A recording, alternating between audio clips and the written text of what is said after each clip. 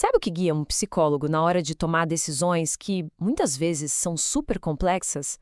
Pois é, não é só um livro de regras, não. É como uma bússola.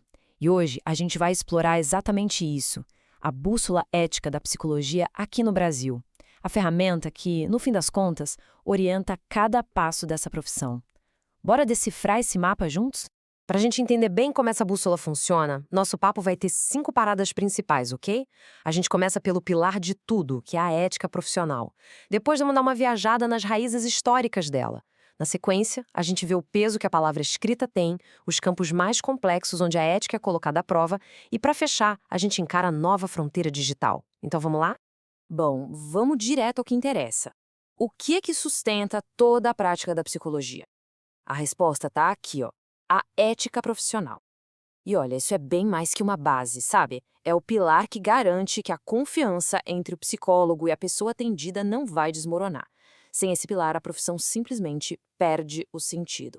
Para começar, vamos tirar uma dúvida que sempre aparece. Ética e moral são a mesma coisa? A resposta é não. Pense assim, ó. A moral é tipo o cardápio de regras de uma sociedade, sabe? O que pode e o que não pode em determinado lugar e tempo. Já a ética é o chefe de cozinha, que estuda os ingredientes, que questiona o porquê de cada prato ser feito daquele jeito. Resumindo, a moral diz o quê? A ética pergunta por quê. E com essa diferença na cabeça, o código de ética do psicólogo fica muito mais claro. Ele não é um manual de não pode isso, não pode aquilo. Na verdade, ele é um guia para a ação. Ele nos empurra para defender os direitos humanos, para promover saúde para todo mundo sem distinção, para ter uma responsabilidade com a sociedade onde a gente vive e, claro, para nunca, jamais parar de aprender. E esses princípios todos não ficam só no papel, não. Eles viram deveres bem concretos do dia a dia. A responsabilidade do psicólogo vai muito além do consultório. Ela alcança a sociedade toda em momentos de crise e exige que a gente defenda a própria profissão contra quem atua de forma errada. É como se fosse um pacto triplo, com a pessoa, com a sociedade e com a própria ciência psicológica. E olha, tão importante quanto saber o que fazer é saber o que não se pode fazer de jeito nenhum. As proibições do código são basicamente as guardiões da confiança. Um psicólogo não pode jamais usar o que sabe para discriminar, para punir ou para tirar vantagem. Ah, e sabe por que um psicólogo não pode ser perito de um amigo, por exemplo? Justamente para proteger a imparcialidade e a seriedade do trabalho. Mas afinal, de onde é que veio esse código tão detalhado? Para a gente entender a bússola que a gente usa hoje, a gente precisa olhar para o mapa de ontem. Fazer uma pequena viagem no tempo pela história da psicologia no Brasil vai nos mostrar por que cada regra ética foi conquistada, muitas vezes com muita luta, e por que ela é tão fundamental. A história da psicologia brasileira é fascinante, de verdade. Ela começou a ganhar corpo lá no século XIX, com um pezinho na medicina e outro na educação. No começo do século XX, ela vestiu o jaleco da ciência, buscando mais eficiência.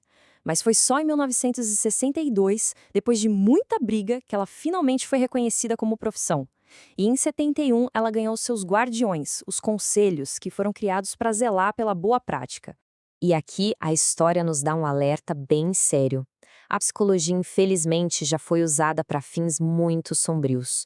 Movimentos como a eugenia, que defendiam uma suposta melhora da raça, com base em ideias super racistas, se apropriaram de conceitos da psicologia. Foi exatamente para nunca mais repetir esses erros que um código de ética rigoroso se tornou algo inegociável, para que a psicologia sempre sirva à humanidade e nunca contra ela.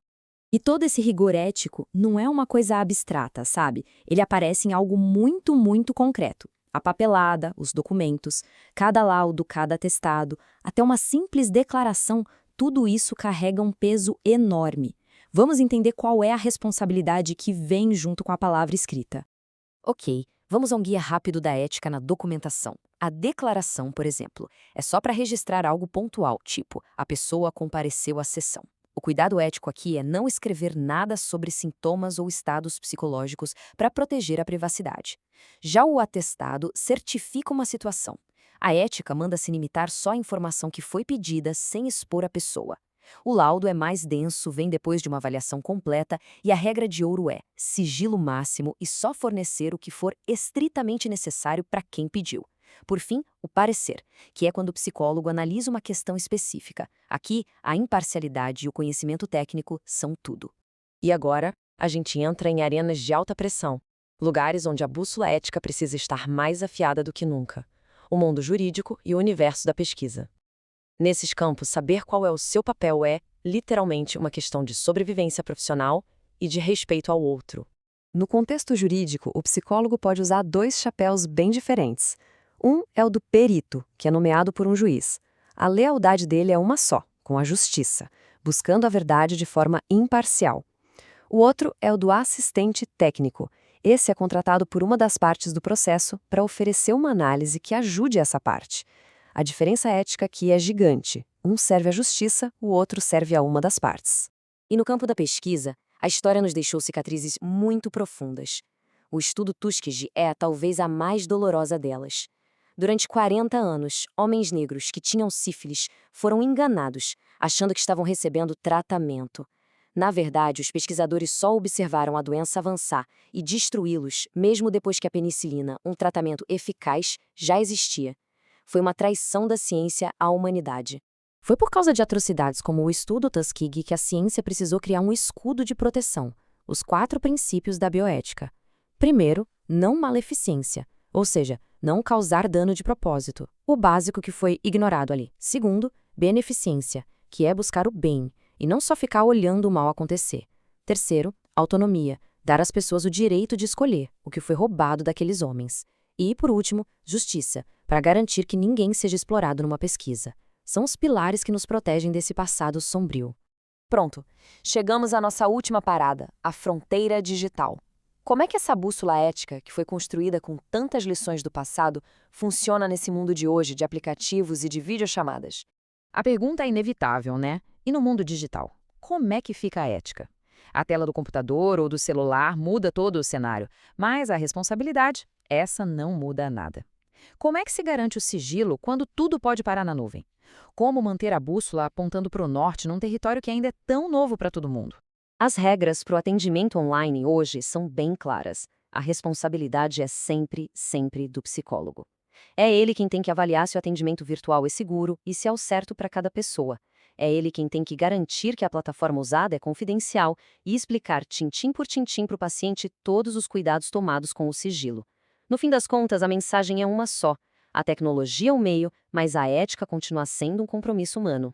Bom, nossa jornada pela bússola ética da psicologia está chegando ao fim, mas a navegação, essa continua sempre.